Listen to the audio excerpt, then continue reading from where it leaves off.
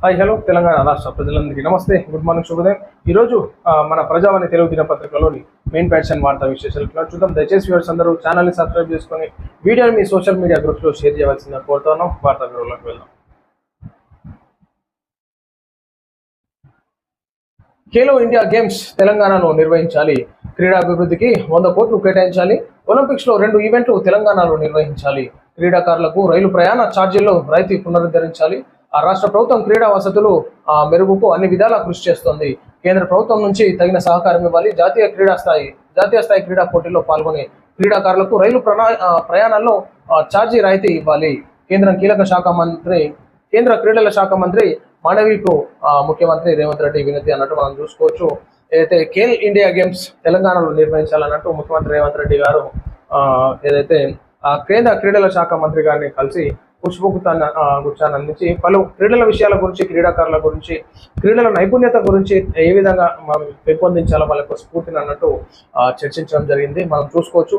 Khelo India games 2026 తెలంగాణలో నిర్వహించాలని కేంద్ర క్రీడల యువజన వ్యవహారాల శాఖ మంత్రి మన్సుఖ్ మాండవీకు ముఖ్యమంత్రి రేవంత్ రెడ్డి విజ్ఞప్తి చేశారు.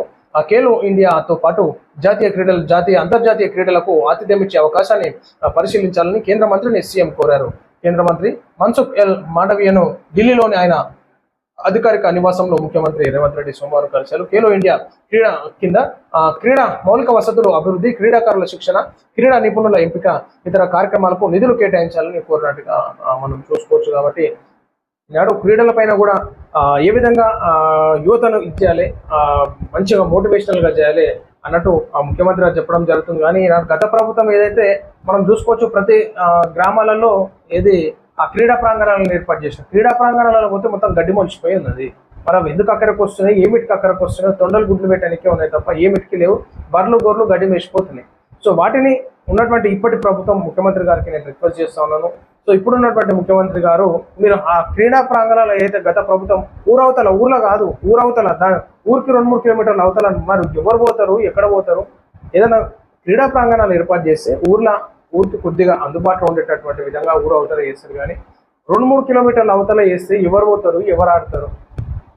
సో అలాంటి క్రీడా ప్రాంగణాలని ఇప్పుడు ఉన్నటువంటి ప్రభుత్వం మరి ఏ విధంగా చేయాలి, విద్యార్థులకి, యువకులకి ఏ విధంగా అందుబాటులోకి తీసుకొచ్చే విధంగా ఏర్పాటు చేయాల్సిన కోవడం. సో ప్రతి గ్రామానికి స్కూళ్ళల్లో ఏ విధంగా అయితే పీటీఐలు ఉంటారో, సో గ్రామీణ ప్రాంతాల వారికి కూడా ఒక స్పోర్ట్స్ ఇన్ఛార్జ్ లాగా ఉండి ప్రతి గ్రామంలో ఒకరిని నిర్వహిస్తే బాగుంటుందని చెప్పేసి మేము కోరుతాము. సో ఆ విధంగా క్రీడల పైన యువతకు మంచి ఇన్స్పిరేషన్ వచ్చే విధంగా ఉంటుందని మేము కోరుతాము. మానవీయ కోణంలో భూ సమస్యలను పరిష్కరించాలి. చిన్న సమస్యలను సాకుగా చూపించి జటిలం చేయొద్దు. గిరిజనుల హక్కులు కల్పించడానికి కాంగ్రెస్ ప్రభుత్వం చిత్తశుద్ధితో ఉంది. మంత్రి పొంగులేటి శ్రీనివాసరెడ్డి మానవీయ కోణంలో భూ సమస్యలను పరిష్కరించాలని అధికారులకు మంత్రి పొంగులేటి శ్రీనివాసరెడ్డి సూచించారు. నాగార్జునసాగర్ నియోజకవర్గంలోని భూ సమస్యలపై ఆయన సచివాలయంలో సమీక్ష నిర్వహించారు. నాగార్జునసాగర్ నియోజకవర్గంలో 40 నుంచి 50 ఏళ్లుగా సాగు చేసుకుంటున్న భూములపై గిరిజనులకు హక్కులు కల్పించడానికి కాంగ్రెస్ ప్రభుత్వం చిత్తశుద్ధితో ఉందన్నారు. ఖచ్చితంగా ఈనాడు అలాంటి వారికి అవకాశాలు కల్పించాలి. వారికి ఆ భూములపైన హక్కులు కల్పించే విధంగా ఆ చట్టాలు తీసుకురావాలి. వారికి సహాయకం ఉండాలని అని చెప్పేసి మేము కోరుతా ఉన్నాం. 25,000 మంది అవస్థలకు హైడ్రా చెక్. వేలాది ప్రజల గోసగా మారిన ఆ దారికి అడ్డంగా కట్టిన గోడ తీస్తే 3 కిలోమీటర్లు, మూస్తే 8 కిలోమీటర్లు అన్నట్టు మనం చూసుకోవచ్చు. మల్లంపేట ప్రజల పోరాటం, ప్రణీత్ ఆంటిలియా ఆరాటం. మల్లంపేట ప్రజల ఫిర్యాదుపై లోతైన పరిశీలన చేసిన హైడ్రా ఇరు పక్షాల సమక్షంలోనే ఇది గేటెడ్ కమ్యూనిటీ కాదని తేల్చిన సమావేశం అన్నట్టు మనం చూసుకోవచ్చు. ఈ గోడ తీసేస్తే ఈనాడు 5 కిలోమీటర్లు ప్రజలు ఇబ్బంది పడి చుట్టూ తిరిగిపోయేటటువంటి భారం తగ్గినట్టుగా మనం చూసుకోవచ్చు. మరి ఇన్నేళ్ళుగా ఒక హైడ్రా వచ్చింది కాబట్టి ప్రజలకు న్యాయం జరిగినట్టుగా మనం చూసుకోవచ్చు. కాబట్టి ఈనాడు మంచి ఉద్దేశంగా మరి చేయడం చాలా సంతోషకరం. ఈ డిసెంబర్ నుంచే బొగ్గు సరఫరా చేపట్టాలి. యాదాద్రి థర్మల్ పవర్ ప్రాజెక్టు ద్వారా విద్యుత్ ఉత్పత్తి వచ్చే ఏడాది మార్చి 31 నాటికి 5 యూనిట్ల ద్వారా ప్రారంభం. రైల్వే ఉన్నతాధికారులతో టిఎస్ జెన్కో సిఎండి హరీష్ సమీక్షా సమావేశం. అయితే ఈ డిసెంబర్ నుంచే సరఫరా చేపట్టాలి అన్నట్టు మరి నల్గొండ జిల్లా దామర్చలలోని వీర్లపాలెం గ్రామంలో తెలంగాణ జెన్కో 4,000 మెగావాట్ల నుంచి 5,800 మెగావాట్లు యాదాద్రి థర్మల్ పవర్ ప్లాంట్ ఈ ఏడాది డిసెంబర్ నుంచే బొగ్గు సరఫరా చేపట్టేందుకు చర్యలు తీసుకోవాలన్నట్టు మరి ఇక్కడ రావడం జరిగింది. సో దానికి ఏ విధంగా ప్రణాళికలు రూపొందిస్తున్నారో చేయాలి. మేడిగడ్డ బ్యారేజ్ 85 గేట్లు ఎత్తివేత, గోదావరి నదికి భారీ వరద, అప్రమత్తమైన అధికారులు. ఏ క్షణం ఏమి జరుగుతుందోనని బ్యారేజ్ దిగువన ఉన్న రైతులు ప్రజలు ఆందోళన చెందాల్సిందే. ఏం చేస్తాం, మరి గట్లున్నాయి పరిస్థితులు. రైతుకు అండగా ఉండేది కాంగ్రెస్ ప్రభుత్వమే. 3 ఏళ్ల పాటు లిఫ్ట్ ఇరిగేషన్ పనులను వేగవంతం చేసి పూర్తి చేయాలి. అన్ని అనుమతులు ఉండి కూడా జాప్యం ఎందుకు జరుగుతుంది? అధికారులపై మండిపడ్డ తుమ్మల అన్నట్టు రైతులకు అండగా ఉండేది కాంగ్రెస్ ప్రభుత్వం. అంటే రైతులే డిసైడ్ చేస్తారు, మనం చెప్పుకోవడం కాదు సార్, రైతులే డిసైడ్ చేస్తారు ఏ పార్టీ అండగా ఉంటుంది, ఎవరు ఏం చేస్తుంది అని చెప్పేసి. వైశ్య రాజకీయ రణబేరి గూఢపత్రిక ఆవిష్కరణ. ఆ వైశ్యుల కోరికలు సముచితమే, రాజకీయంగా రోజు రోజుకు కనుమరుగవుతున్నది వాస్తవం. శాసన మండలి సభ్యులు ప్రొఫెసర్ కోదండరాం అన్నట్టు వైశ్య రాజకీయ రణబేరి గూఢపత్రిక ఆవిష్కరణకి ఖచ్చితంగా అందరికీ రాజకీయ అవకాశాలు లేని ఈనాడు ఉన్నత వర్గాలు మేమే వెళ్తాం మొత్తం రాష్ట్రం అన్నట్టు కాని పని. లేదంటే వాళ్ళు ఓట్లు వద్దని చెప్పారు, మరి వాళ్ళు ఓట్లు వద్దని చెప్తే బాగుంటుంది. అమెరికాలో ఘోర రోడ్డు ప్రమాదం, తెలంగాణకు చెందిన కుటుంబం సజీవ దహనం. టెక్సాస్లోని డల్లాస్ సమీపంలో జరిగిన ప్రమాదంగా మనం చూసుకోవచ్చు. చాలా బాధాకరంగా అమెరికాలో ఘోర రోడ్డు, తెలంగాణకు చెందిన కుటుంబం మొత్తం సజీవ దహనమైందంటే 4 చనిపోయినారు. ఈ రోడ్డు ప్రమాదాలు చాలా జరుగుతున్నాయి.